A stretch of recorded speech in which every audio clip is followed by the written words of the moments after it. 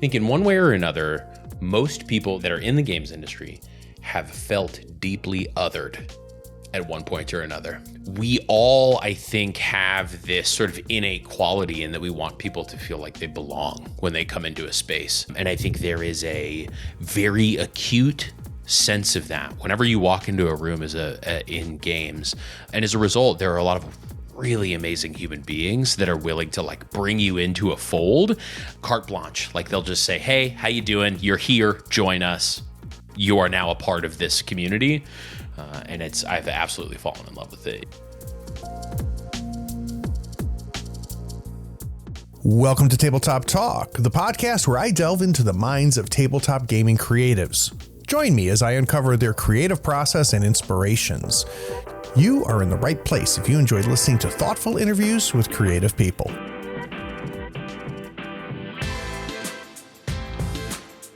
Hi, I'm Caitlin Bruder. And I'm Kristen O'Neill, and you're watching Disney Channel. And when we're not making Thin Places Radio, we are listening to Tabletop Talk.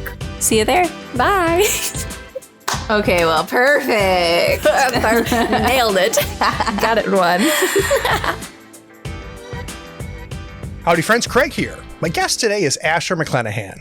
Asher, Kickstarter's new head of games, was once the head of operations at Alchemy RPG. With a passion for helping creators increase their visibility, Asher has worked closely with game makers to amplify their reach. Having moved 13 times before the age of 12, he's learned to adapt, connect, and find community everywhere. An ethos he now brings to supporting game creators on Kickstarter. Asher, welcome to the third floor. I'm so excited to be here, Craig. Thanks for taking the time to talk to me. So normally, my question is your origin story for games, but your intro begs another first question, which is how many bodies were there in those 12 different locations where your family kept moving? Can you give me a little background on what caused all that moving? It's funny. It's not a super exciting story. I'm not like a military brat. There wasn't anything really behind it. My mother grew up without much and wanted that to not be the case for me. And was consistently chasing opportunity. And so as a result, we ended up moving a lot, which, at the time was really hard. But I think now looking back, I'm pretty grateful for the opportunity to have been able to interact with so many different people in so many different ways. So it's just really an amazing skill set to learn so early. Yeah, it's funny when you have a reasonably loving atmosphere, we as kids just adapt, right? Because it's all we know how to do. Yeah, that's right. But I would imagine it ties to your sense of community because having to move that much, you got, I would assume, really good at making new friends. Man, you might think that. I've always been really good at making friends. I think that's true, at making people feel like I am listening, I'm hearing, and I'm with them. Like presence is really important to me. I think where it's been challenging, where all of those moves has been challenging is really codifying friendships into something that is lifelong. And I think we all struggle with that to a certain degree. But, I have one of the things that I love about the games industry and that I've always appreciated about all communities is the steadfastness of them, right? Like the games industry, I think in one way or another, most people that have been in the game, that are in the games industry, have felt deeply othered at one point or another. Interesting. Right. Well, if it's being bullied, if it's just being the nerd, now being the nerd is cool, but most of the people that are in the industry weren't. We missed that boat by a couple years. And so we all, I think, have this sort of innate quality in that we want people to feel like they belong when they come into a space. Like many of us have been the kid that walks into a room and is the new kid, or is the kid that people don't want to pick on the team, or whatever the case may be. We have felt othered. And I think there is a very acute sense of that whenever you walk into a room in games. And as a result, there are a lot of really amazing human beings that are willing to like bring you into a fold. carte blanche. Like they'll just say, hey, how you doing? You're here. Join us. You are now a part of this community. And I've absolutely fallen in love with it. Yeah. I completely agree with you. And what's interesting to me, Asher, is that, and I don't know if it's chicken or egg, because what's interesting about tabletop gaming is it gives a reason for people to come together. Mm-hmm. So it's interesting. Is it people that are driven to communities, that are driven to tabletops, or is it the games that made us open, right, to the fact that it's a community effort? It's interesting. Yeah, it's so fascinating. And there's the proliferation of solo games right now, which I think kind of asks that question in a way that is directly related to game design. I think it's both. It's really hard to say. I think it's a good question. Yeah. All right. So now I'm going to get to my original normal question, the question you get on every stupid podcast you've been a member of. But I want to phrase it a little bit differently, which is, at one point you really didn't know anything about what we consider tabletop gaming now, and it was put in front of you for the first time. Can you go back there for me and walk me through how that happened? Oh, man, that's a really good question. I love the way you phrase that. Okay, so there are a couple of instances when I was just out of college, but I think really the game that made me realize that the games at everybody's Airbnb or in their, at your grandparents' house were sort of not quite the games that were my level. Right. Or I wanted something deeper was Azul. A friend had brought Azul to lunch. I worked at a tech company, and it was full of nerds, right? And one of them brought Azul, and I fell in love with it. To interact with a game like that, especially Azul specifically, because the fit and finish of that game is so good, right? The little plastic chits, the thick cardboard on the individual boards, like it's so well done. To interact with a game like that and be like, oh my God, there's more to these games than anything else. It was so cool. And I was like, oh wow, okay, so there's more like this. And then I remember going into the local game store, and that really was like, I was like, oh my God, what? So first of all, these exist and they're huge, or they're, they're like jam packed to the gills with games more often than huge. But I was also in Oregon at the time. And so one of my local game stores was Guardian Games, which if you don't know what Guardian Games is, it's like this massive warehouse of a game store, which is so wild. And so interacting with them was really cool. And then I had like a couple of other just really awesome experiences with small games that made me realize it was like a cultural connection for me that I really enjoyed about games. Like, I was playing, oh no, I'm going to get in trouble for this with my family. So, but I was playing a game. It's a Mancala, but it's the real name of that game is different. It's a seed. It's named after a seed of the tree that they use to play the game. I've always only known it as Mancala. I didn't know it had a proper name. Interesting. That game was really interesting to me because it uses so little. It was the version of the game that we played was like this singular piece of a tree. It was a tree board that was cut in half. It was hand scooped out. The little holes were, and the Mancala rocks are seeds. They're like the nut of this tree. I was like, wow, that is such a cool facet of culture, games, just in general, like turned me on to that idea. And so now I'm so curious about every game from all over the world and how different cultures bring different games. I mean, we talk about Euro games all the time, and what those mean for the people who play them and the societies wherein they're played. It's like so incredible. So really smart. It really, really is. And and I know exactly what you're saying. So that was my first foray into more, African Origin Games, Mancala was. And I'm just going to brag for just real quick. I had a really good friend of mine who went to Africa for a month. And you talk about a person who knows me. She came back with a handmade Mancala they're so board cool. with the stones, and every stone is different because it was literally picked up and polished from the ground, and it's just amazing. But I've been playing around with recently looking at Korean card games, which are super interesting. So if you ever get a chance, I'll shoot you some links, and I'll put some links in the show notes. It's just it's just different, and you learn like how the cultural impact that overlays things, that you're like. Like, I've never seen anything quite like this. Like Tichu is another card game that has a huge cultural, background. That again, it's very, very quirky. So you get Azul.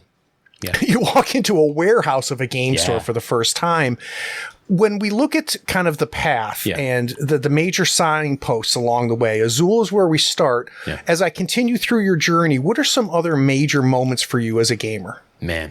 Okay. So Azul happened, and I had gotten into sort of games from there. I had started to pick up some games, enjoy them, and then some friends of mine. And like, I'm a fairly contemporary gamer. Like, I didn't know enough people that could turn me on to games when I was a kid. So I'm not the kind of person in this industry who's been playing games since they were 7. Right? Your big brother didn't show you. Yeah, D&D. right. Yeah. Like, I just didn't know that this world existed. And so in 2017 or 18 is when I was introduced to D&D. Some friends of mine were like, hey, you should really play this. Like, you're gregarious. I think you'd have a really great time. And so we played, and I fell in love with it. I fell in love with the game itself. I love rules. As everybody who wants to play a role-playing game, I think you just love rules at a certain point. And just like, and not because I'm like a real rule follower. I think if you know me for long enough, that's explicitly not the case. But because I love the care that people put and like thought that people put into how a game functions. So I really loved that. And I loved this, just like, I've never called myself a creative person ever in my life. Never. Not creative. I'm a spreadsheets guy for the most part. Sure. And so to be able to kind of flex those more performative muscles was really eye-opening for me. Was it hard at first for you? Oh, it was so hard. I mean, as a kid who moves a lot, I think you index one direction or the other. You either go, I'm going to do whatever I want because it doesn't matter. Right. Or I need to conform or die, basically, Yeah. And so I had taken that sort of that conform path. And so I really had to break out of a shell that I didn't even know existed to get there. And once I did, I mean, I really fell in love with it in a whole new way. So I started playing D&D, and then a couple of years later, I was reading, actually, I don't know. Those two things are not related. Yeah.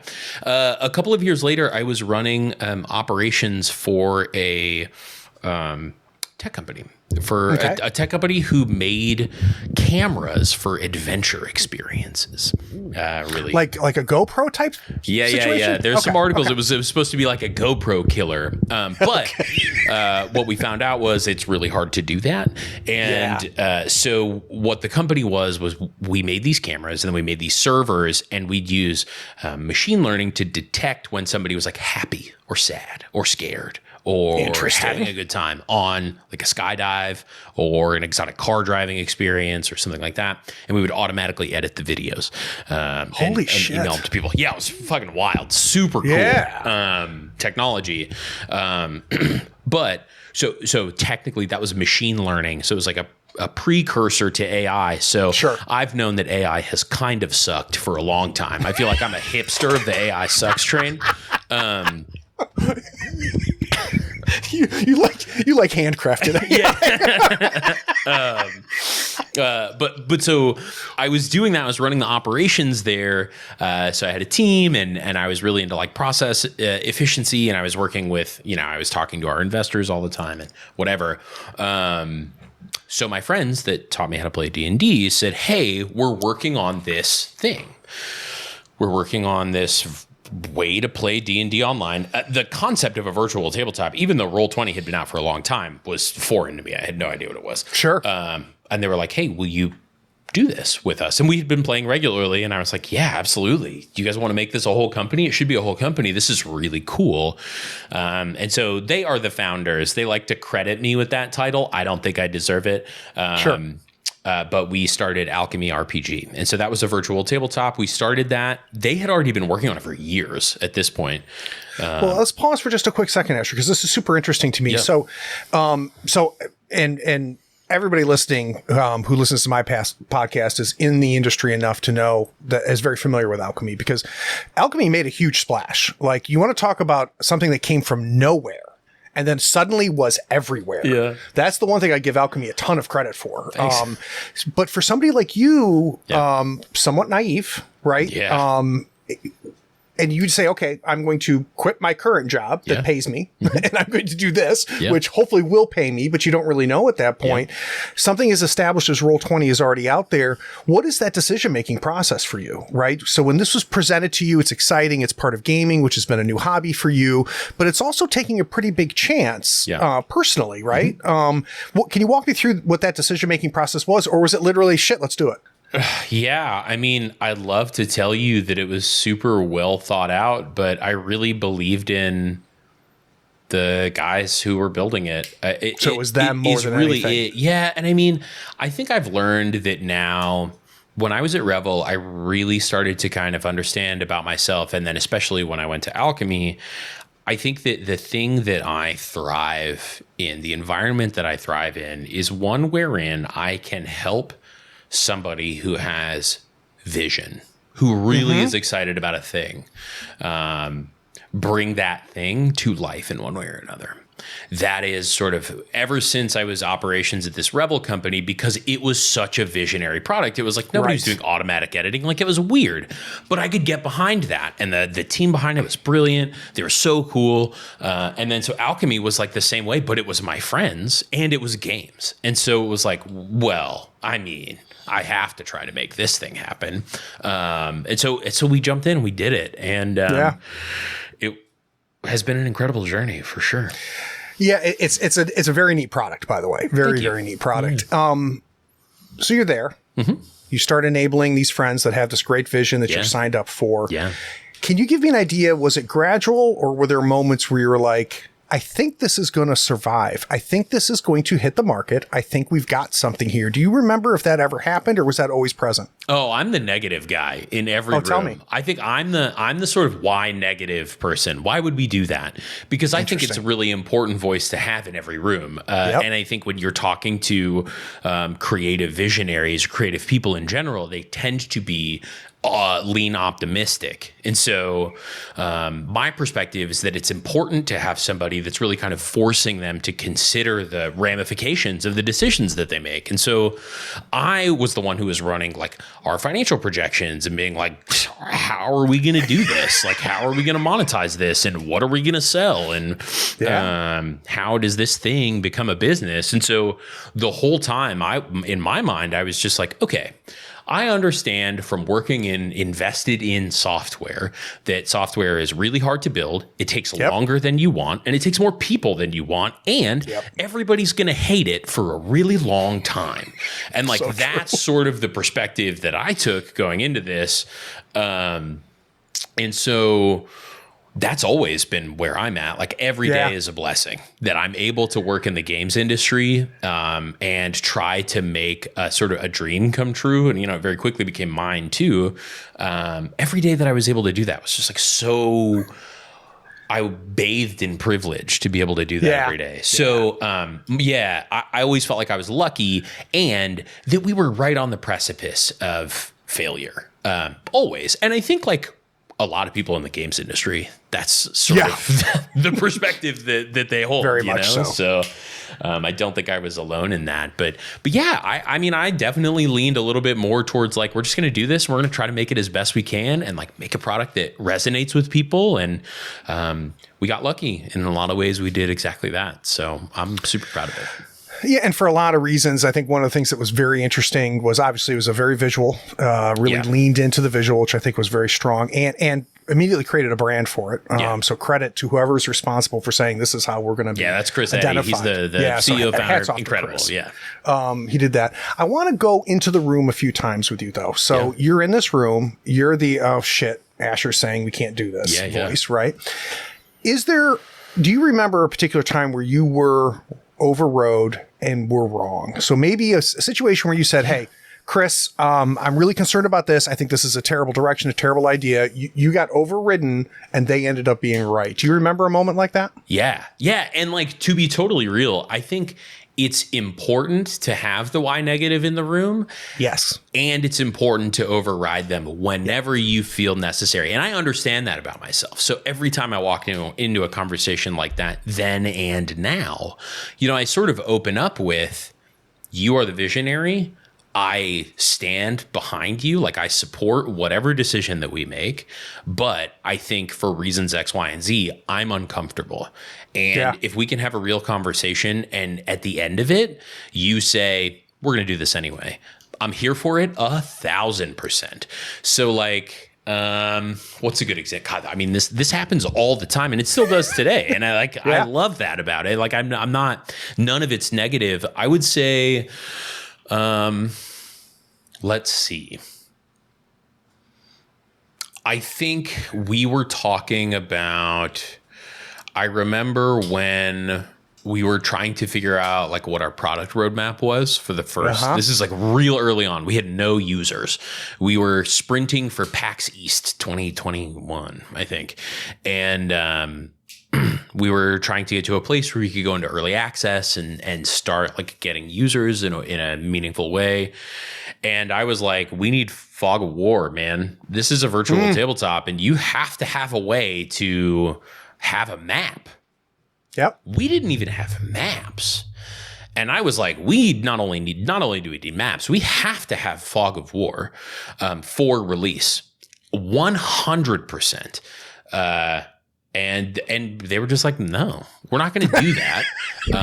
We are a cinematic virtual tabletop. Like, we want to be a place where theater of the mind games come and they have the best experience that they can. If we focus on maps instead of those other features, we are literally from day one saying we don't have a clear understanding of our priority. That's and so really cool. I'm looking at it from like a feature perspective, like everybody has maps. We have to do this. Don't be a fool. Yep. And I think to a certain point, if we were being more soulless and we were only pragmatically thinking about like, okay, what's our path to monetization? How do we become as successful as possible, as fast as possible? We would have done that. But very necessarily, like, that was not the creative vision for Alchemy and it didn't make it. And it didn't matter. It took longer than maybe it would have otherwise to be successful, but we didn't compromise. And I think when you're in a position where you're running a business, if it's a games business or whatever, you make a lot of concessions every single day. Every decision you make generally is one form of concession or another, or at least you're confronted with one.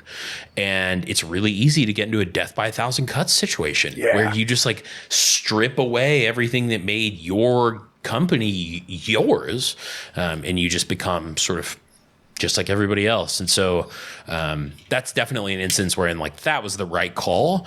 There's Fog of War now for sure, because it needs to be in a virtual tabletop platform, but it came at the right time, I think. Well, what's interesting to me about that, because I am on the other side of this, right? I'm somebody who's very involved in the community, watches these things, as that I backed Alchemy, man, right? Thanks. And what was interesting for me to watch it is I had a similar thought. And what the bullet that was dodged, and it sounds like intentionally, is you didn't see me or anybody else going, it's like Roll20, but there was never that comparison. It was always identified as this is something different. And part of that is that vision. So that's very, very interesting. So now let's do the opposite, right? So what would not what would I not see in Alchemy now if you weren't involved? So do you feel like you have left a fingerprint that is truly yours there? Or were you just an enabler? You know, that's a really good question. I'm not somebody who is really all that willing to put my stamp on something when it's really not. Like, I generally, there's that Gandhi quote, if you want to find yourself, lose yourself to the service of others. Like, I am in the wind as it relates to Alchemy. There's some small things, like some decisions in the Discord and the way that they manage financial projections. That's a big deal to a lot of ways still. Yeah. I'm also helping with some, but still, they're my dear friends. I literally live like a mile and a half from them, so we're still pretty close. So I'm still talking to Alchemy very regularly, and I am a dear friend and avid supporter. I did a lot of the Kickstarter stuff, like a lot of the update planning and what the page design was, what the reward structure was going to be. Organized some of the partnerships around like the version 1 Kickstarter. And then I set up all of the infrastructure to manage the product backlog and like all the tickets and how software development work gets done. Literally all the boring stuff. Was me. And I come from a software background, so like none of this is sexy. All of it is super important. Right? So we can have the Chris's of the world that have these great visions and know what this thing's going to look like before it's been made. But there's also the people that have to be there to make sure that everything survives long enough that Chris can actually have a vision.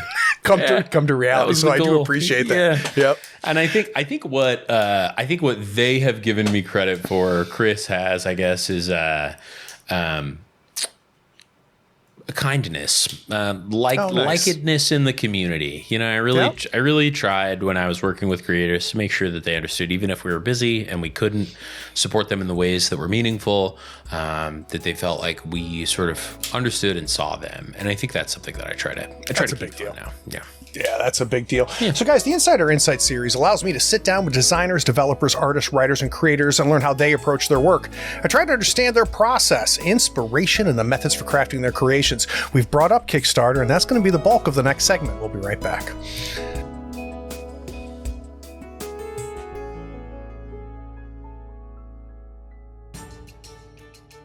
Attention all floor heads, gather round. I have a quest for you. You can simultaneously show your love for the show and embark on rewarding adventures. Head over to drivethrurpg.com, your one-stop shop for all things gaming. Whether you're looking for rulebooks, maps, art, or epic tales to enhance your gaming experience, it is that one-stop shop. Now, in the show notes, there's a unique affiliate link. Every one of your purchases directly supports Tabletop Talk if you use that link. It's like casting a powerful spell that helps us keep the podcast going strong. So next time you're itching for a new adventure, follow the affiliate link in our show notes or bookmark it now in your browser. It can be your portal to everything on DriveThruRPG. Now let's get back to the show, but please support the show by using that DriveThruRPG affiliate link next time you are shopping at the site.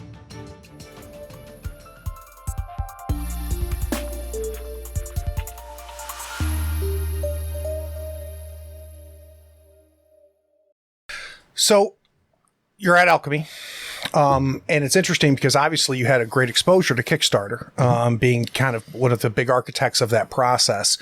At what point does the conversation start with Kickstarter?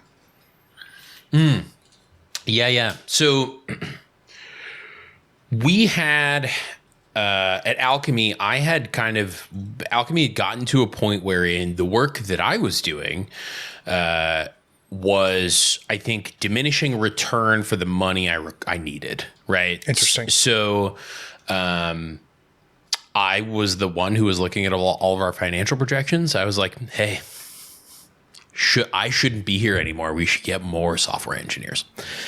And so that's what we did. So I had kind of taken some time to figure out, what else, what was next. Yeah. And I had been doing some kind of minor consulting work just with some folks, just trying to help people in the games industry understand like visibility on the internet, like e-commerce and SEO, search engine optimization. Really boring, but if you're a game designer, start Googling it. It's important.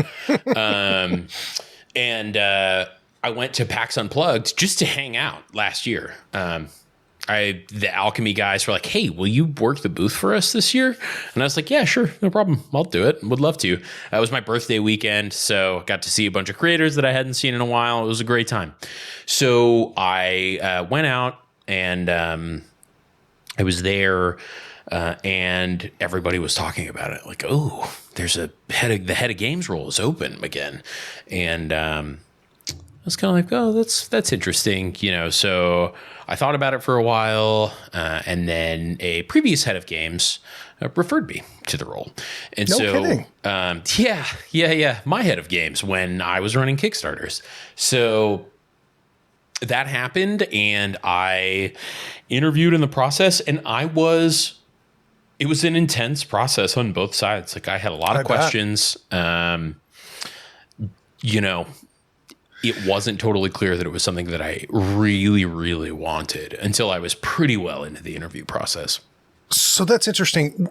Let's talk about that process, because I think for a lot of people that don't have any type of visibility in what that might be, right? Because part of it is there's people listening, and we're going to get into this, like what the hell is the head of games anyway, right? And what does that mean? So when you think about that interview process, what surprised you, right? So what were things that they were asking about, that they were digging into, that they wanted to know about you that you didn't expect? That's a really good question. I think what they really wanted to know was that I would be able to represent the needs of the community to Kickstarter. Interesting. That's a big part of my job right now. So I am a member of the outreach team, is the sort of broader team at Kickstarter, and I'm the head of games. And we have a head of publishing and comics and design and technology and film. And so a lot of my job is to advocate for the games community internal to Kickstarter. And so a lot of the questions were like, how do I do that effectively? Right? How do I aggregate feedback? How do I collect that feedback? How do I get it to our product teams in a way that's meaningful? And I was a product manager, so it kind of worked out really well. I know as a product manager, kind of at very basic level, our product managers are so much more talented than I was, but at a basic level, I kind of understand that they need some degree of data fidelity to be able to act and make decisions about product. And so that was a big part of it. And the other part of it was like, how will I represent Kickstarter in the games community? And so like what my attitude is about how Kickstarter needs to function within the games world, and sort of what our role is, because that's sort of an existential question. It's like, what is Kickstarter's place in the games community? Yep. I think that's a really important question that needs a strong answer. And so, I think now more than ever, really, because, for a period of time, it was the only show in town. Yeah. And it no longer is. I mean, it's still dominant by all stretches of the imagination, but that's got to be an added pressure for that aspect. Yeah, sure. And I mean, I think that's important, but I think abstracted out one more layer, what crowdfunding is to the community, I think is really important. And I think it's not something that we talk about very much. I think that it was an easier conversation when it was, what's Kickstarter's place in the community to a certain extent? And now it's like, what is crowdfunding's place in the community? Without getting into too many details, I got invited to a get-together at a convention fairly recently. And I was invited because I've been friends with this creator for a long time, and it was exciting. They were like, I can't wait to have you there. And then I showed up, and they were like, oh, shit, I forgot you're Kickstarter now. So, like... Oh, that's interesting. So, like, be cool. And I was like, oh, yeah, I mean, I'm not here to... I don't even know what it would mean to be not cool, but... I'm not here to sell anybody anything, I guess, and it sort of made me realize like, oh, I have a very specific place in spaces when I walk in now, and I need to be very aware of that. And so I think when we look at crowdfunding as a whole, like what is crowdfunding's place? I'm really proud. What do you think that is right now? It's a good question. I think, Kickstarter, I'll speak, I think, specifically for Kickstarter because I think it's kind of divergent. Kickstarter is unique in that it is a public benefit corporation, right? So like, I don't know if I know exactly what that means. Yeah, we're a PBC. So basically, like, we have a charter that I'll send you the link to so you can, show notes or whatever. But we have a charter, and that charter is basically like, here are the things that we care about. Like, we care about creative communities. We will pay our fair share of taxes. We will do X, Y, and Z. And we are beholden to those things. So if we don't follow up on that stuff, then we could face ramifications about it. So I don't think I knew that. That's really interesting. Yeah. So the, Kickstarter's mission is to help bring creative projects to life is the number one part of our charter. And so if we don't, and Kickstarter's operations will reflect its values. We'll be transparent. We won't use loopholes. We won't do this, that, the other. Kickstarter supports a more creative and equitable world. So like in our charter, it says we'll annually donate 5% of our after-tax profits towards arts and music education and to organizations that fight inequality. And so like that's a huge part of the ethos of Kickstarter. And so it's a huge part of every conversation that I have that is even theoretic or practical about the games industry. Like what are we doing to serve the community? Because I think the reality is everybody who's a game designer, especially if you've run a crowdfunding campaign, I think what I'm about to, this, it is true what I'm about to say. There are a lot of middlemen in this space who see an opportunity and want to seize it, right? There are a lot of people who come in and they say, oh, we can do X, Y, and Z for your business, and all it's going to cost you is, 3 fingers and a toe. And I think there's a lot of that exists. And my perspective is that Kickstarter doesn't exist without unique creative projects, and it certainly isn't what it is today without games. And so my perspective on what Kickstarter's place is it is a servant. Like I am a servant of the games community, and it is my singular mission to make sure that the games community has what it needs out of a crowdfunding platform, and no more, I think, is another important caveat. There could be a push to make sure that you just run a shitload of crowdfunding campaigns and that they're all huge, right? That's not. We've seen that not turn out well for people before when that is their modus operandi. And so a lot of the things that I talk about, like in other interviews and stuff like that, is like, okay, but are you projecting your costs out in a way that lets you crowdfund your campaign and print enough copies so that you can get into local game stores and distribution? Do you have enough money in a marketing budget to create play events at your local and regional conventions, right? Like those are the things that creators need to be thinking about. And that behooves Kickstarter to be totally transparent. Like if you just run a campaign, don't understand your costs, you get the game made and it's successful, but then once you fulfill it, you need to run another campaign. At face value, that's good for Kickstarter, right? Because you're running another campaign. It's better for us and for you if you do all of those things that I just said, because your next campaign, you'll do it because you're excited, not because you have to. And you'll have more resources to put towards that campaign. And the campaign will be more successful because you will have a larger fan base than you did before. If you are doing a newsletter, collecting like email addresses at play events, things like that, do those things, please. It's so important. But yeah, I mean, so like my perspective is like, how can I help people that are interested in crowdfunding or really just interested in games live sustainable lives and have sustainable businesses? Because it's entirely possible. There is a smaller minority of people that are able to do it today than I think there could be. Interesting. Yeah. Very, very interesting. So as you're having Sally Sue, JoJo comes up to you and says, hey, we want to kickstart this. Mm-hmm. I would imagine there have been times where you have said, I don't know if this is the right move for you. Yeah. I don't know if that is. And I'd be curious to know, what are the red flags, right? As you have companies or creatives come to you and say, we want to launch a Kickstarter. Yeah. Has there been situations where you've talked them out of it or said not yet? And if so, why? Yeah, absolutely. It does happen. Sorry, Everett. I'm just kidding. Everett's the CEO of Kickstarter. Okay. Yeah, it does happen. So I think the most common instances wherein it is immediately clear to me is when they say, yeah, we're going to bring this to Kickstarter. We're super excited. I'm like, okay, great. I notice you have your pre-launch page up and there's like 85 or so followers. Mm-hmm. When are you launching? They say, in 3 weeks. Okay, 3 weeks is potentially doable. What does your email list look like?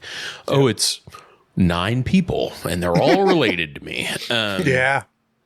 I think that's the most common situation that I run into where I say, hey, I think you should take a step back. I think you should play test this. And that's when I send people to like Unpub events or local playtesting at your local game store. Game stores love to have game designers playtesting their games. They're so excited about it. Like, I've never run into one that's like, no, we don't want a game designer testing a game here. Those are an opportunity for you to not only play test your game, that's your first marketing opportunity. And I think people miss that, right? Like, that's where you get the email address and you have them fill out a form. And then what I usually recommend to people is ask them how they would describe the game so that you can codify a sales pitch, which is what a Kickstarter page is, around what's resonating with the people that are playing it and enjoying it. So that's a really common instance. The other instance is wherein people are sprinting towards a Kickstarter because they have to have the money, period. Like they're desperate for it. It's a really hard place because Kickstarter is, you really can, like, dreams come true, y'all. Like, Alchemy RPG is a proof of that. Like, that, it happens. Yeah. Botany, great example. Like, $800,000, husband and wife pair. So cool. When you feel like it is your last ditch resort, like your last resort, and you have to run a Kickstarter or else this thing's not going to happen, you really have to have a pragmatic discussion with yourself about why Kickstarter at all if it is out of desperation. Mm-hmm. It's not a bank, right? Like, you're not guaranteed to get everything that you need. And I've noticed when you're under pressure, and I've made this mistake before, our tabletop role-playing game, the actual game, Lore of Ethera, those Kickstarters, the first one we lost money on just because we felt, and we weren't desperate. We had like a kind of a weird specific plan for those Kickstarters, but you feel a pressure to do more than you really think you should when you are really worried and stressed out. And if you're trying to run a campaign out of desperation, the odds that you are going to make a decision that is bad for your business, but you think it's good for the campaign, really high. I mean, it's like through the roof. Right. So if I can ever encourage people to reconsider or reset their expectations, because a lot of times those people, the decision that they make is like, okay, but we're going to game the algorithm because we have to have like $80,000 to make this game. So what we're going to do is we're going to put our goal at $5,000 and then we're just going to like blow up because we'll get funded in 8 minutes or whatever. That's not how it works. And And doing that kind of thing can be really dangerous for a business. And so a lot of the conversations that I have are like, hey, go back, reconsider your marketing. Like your pre-launch marketing is really important. Get those email addresses. There's lots of free resources out there. Get those email addresses, start communicating with people about the game, build that list of people that are excited about what you're doing, because they are out there. If your idea is 1 in a million, there are 8,000 people that are stoked about that idea. Right. You just got to find them. It's a good way to put it. It's a real good way to put it. Now that you're in the role, you went into it knowing certain things. From the other side, right, working with Kickstarter, not working for Kickstarter. Yeah. You start working for Kickstarter. You start now getting comfortable in the role. What have you learned? And specifically, I'd like to know, what have you learned from your creative partners, the people that have been running campaigns? Is there's things you know now that you didn't at the beginning because of this close relationship you have with the creatives coming in?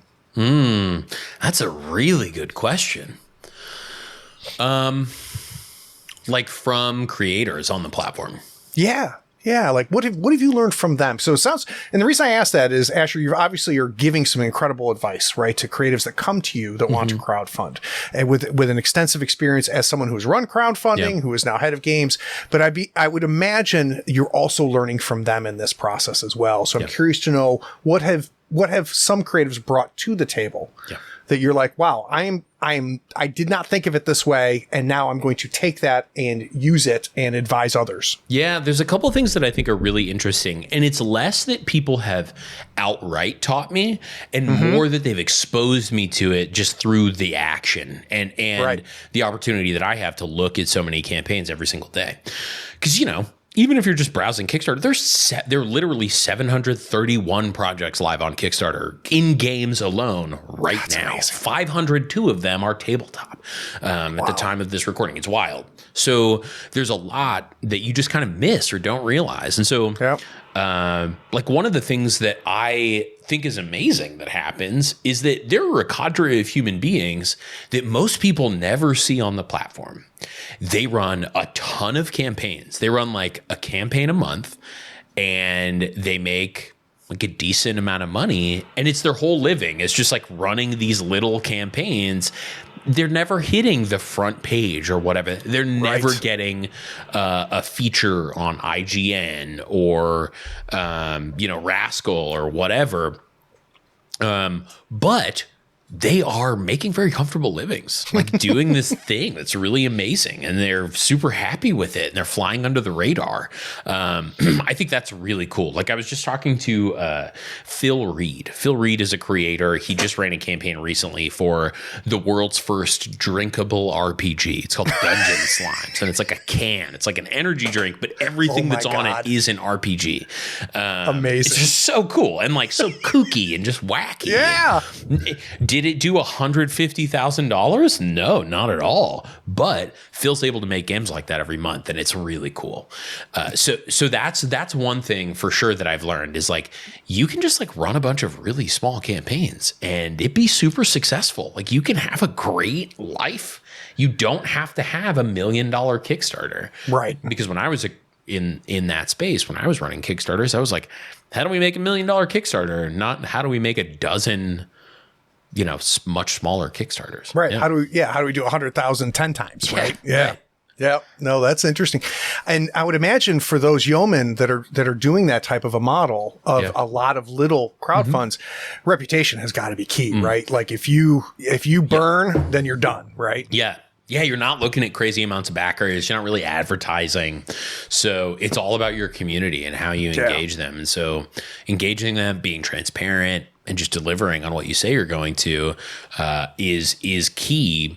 What's great about that is it's fairly straightforward to do when you're necessarily limited in your scope. If you want to make an RPG on a can, just like contact a beverage company, see how much it costs to get a custom printed can, and then write what is essentially a 500 word or less game. It's a 1-page RPG, It's not that bad, And so like you can have really small scope and very successful Kickstarters. So that has been really cool. So you're not the first person in this role. No, I'm not. You are not. what I talked about your fingerprints on Alchemy, right? Do you feel like you're starting to get your fingerprints on being head of games at Kickstarter? Do you think there's something, an idea, a process, something that you think you have brought that is uniquely yours that is already making an impact? Look, Craig, I hate this question for the second time. I will answer it. Yeah. Come on my podcast and get the shit questions. Yeah, I think, for me, what I hope that people get out of me being in this role is that they always have a way to get in touch with somebody at Kickstarter and That's quickly. Huge. Yeah. And they really genuinely feel like we care. Yep. Those are the two things that I really want to make sure is loud and clear. So, Kickstarter has events at conventions and stuff. We invite creators and, we do this, like a little party thing. They happen if you've ever been to a convention in any industry, you know that these things happen. So we threw one at UK Games Expo for Pledge Manager, and we were talking about like swag we should do. And I don't know. I'm not a marketing. I mean, like I picked up a lot of marketing from doing operations stuff, but I wouldn't call myself a marketer by trade. I just said, I don't want to do a bag. I don't want to do a t-shirt. We're not doing any of that. If we are going to spend money, period, like carte blanche, if Kickstarter is going to spend money, and I feel this way about event sponsorships, about swag, about everything, for the games community, it must be dollars that are of service to that community. Oh, that's interesting. So like our swag was like a power bank that was like pre-charged and ready to charge your phone or your Stripe reader or whatever at the convention the next day. We're doing some other stuff, for other conventions in the future, but I'm trying to really set the tone that Kickstarter understands its place in the industry. That's so smart, Asher. And it's not, I think that in the past, it's maybe felt like Kickstarter either didn't care or wanted to be in the games community. I understand that as a platform, we are necessarily divergent from creators. We are not creators. Even though like most of the company has run a Kickstarter campaign at one point or other, that's not really relevant. We are a platform for creators. And so we need to platform and serve creators. Yep. And that's what I want people to take away. And I hope that by doing things like this and just being more accessible, generally speaking, I just did an AMA on a Facebook group the other day, and, email us games@kickstarter.com.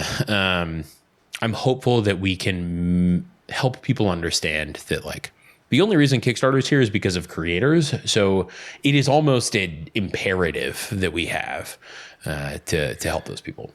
Yeah, and you know this better than anybody, which is you can say that or you can show that. Yep. And it's the second one that makes a big difference. Yeah. Yeah, and that takes time, right? I think I'm hopeful that we're starting to do that. I think that people are going to have to test us, right? Yep. Like there is a degree of, okay, well, let's see what happens. Right. Fortunately, the product team has been on a roll recently. They've released a ton of new features to the platform. We have that Pledge Manager out now. We have a bunch more stuff coming later this year. And they're actively talking to games creators about what features they should build. So, I think it'll take time. And I think it'll take time for people to understand that I'm here and I'm not going to go anywhere. Yep. Yeah. So, guys, we're going to take one more break. When we get back from this break, we're going to stop talking about what Asher makes and what he's a part of. We're going to talk about what he consumes. I want Asher to tell me one thing worth sharing. We'll be right back.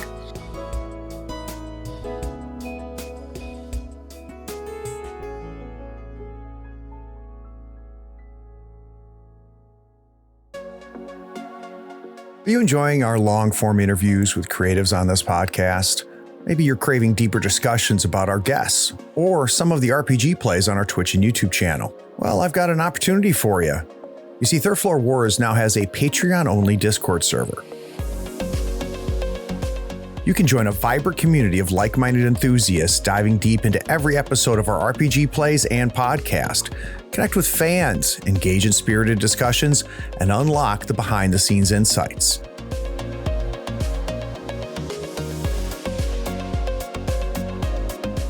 For just $1 a month, access a world of tabletop gaming goodness. Connect with passionate gamers who share your love for the Tabletop Podcast and everything produced on the third floor.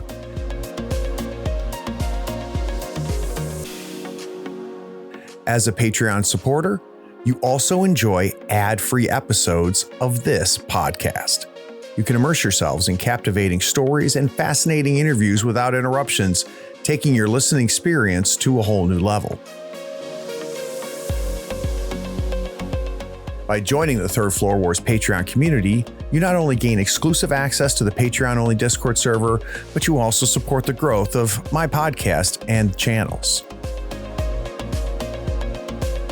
Your contributions enable me to continue creating high-quality content that entertains, educates, and upskills tabletop enthusiasts like yourself.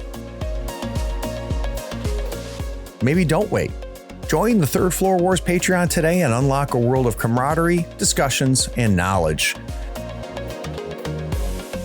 Visit patreon.com/Third Floor Wars or check the link in the show notes and come join our community. The Third Floor Wars Patreon-only Discord server awaits you. I and the other patrons can't wait to welcome you with open arms and a fistful of dice.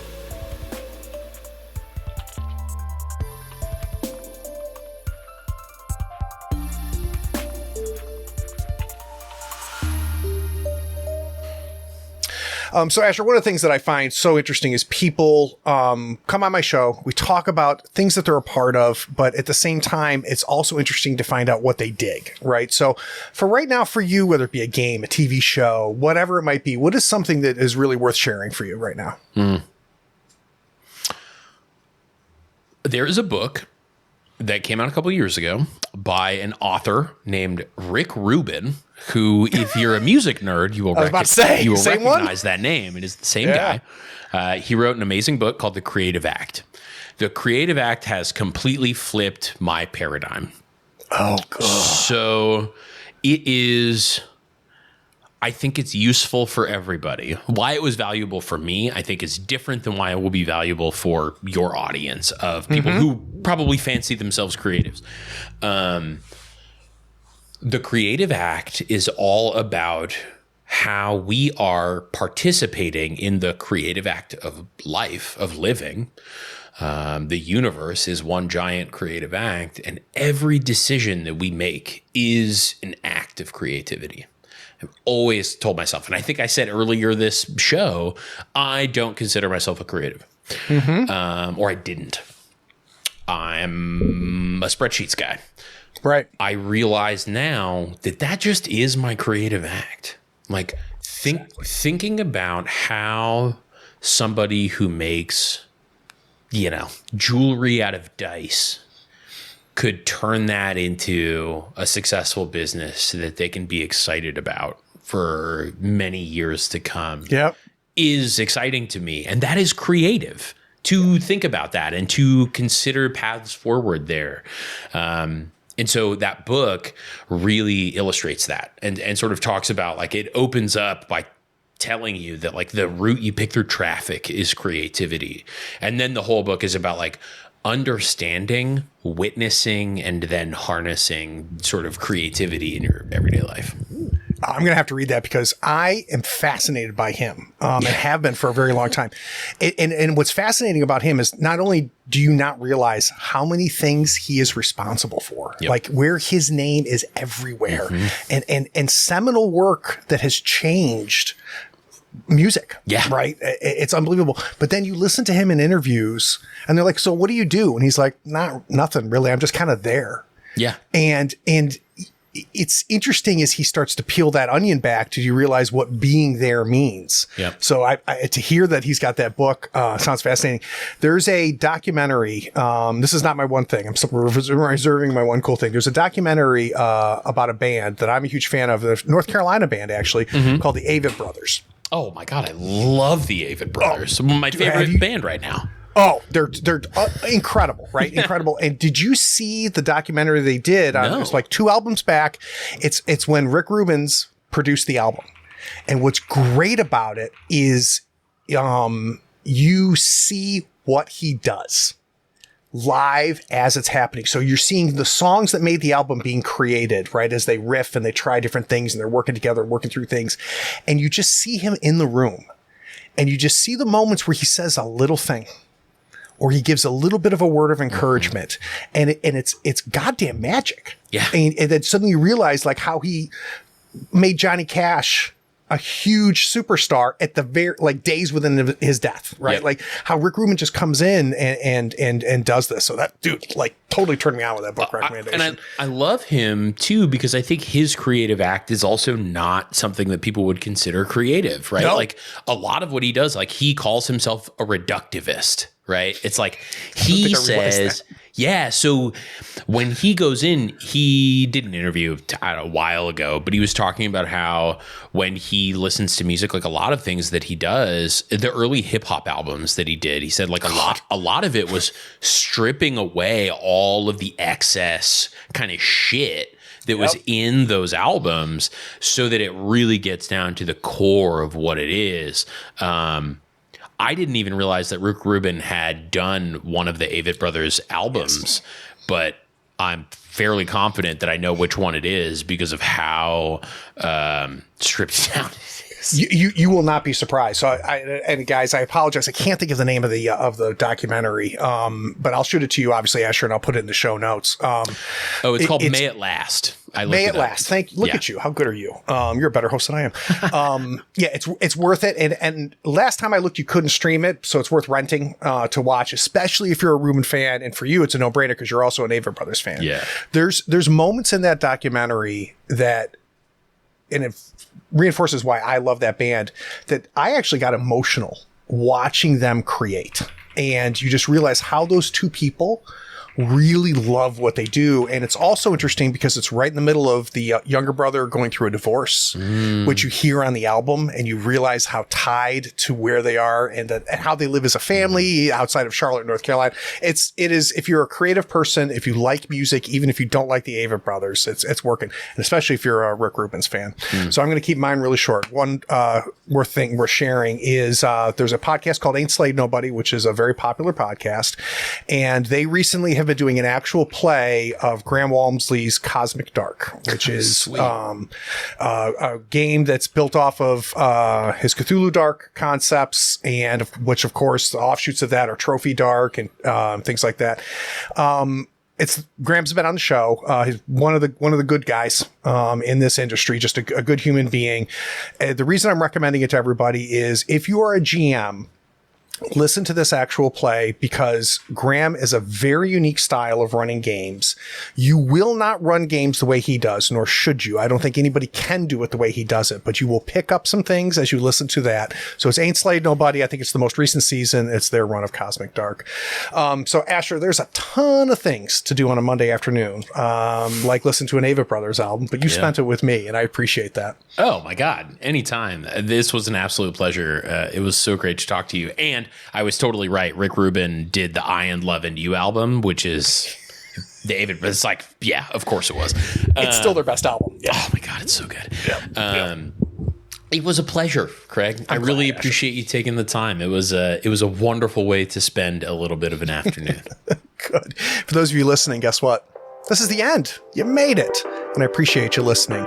And do me a favor, take care of yourself. And if you have a couple extra spoons, take care of somebody else.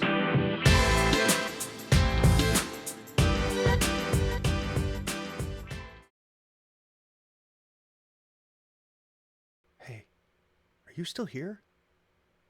Look, the podcast is over. And you sat through all of the breaks and bloopers? Well, I mean, if you're here, might as well run over to patreon.com and become a supporter. Don't forget to rate and review this podcast too while you're at it, on whatever platform you're listening to. I do appreciate you sticking around. Take care.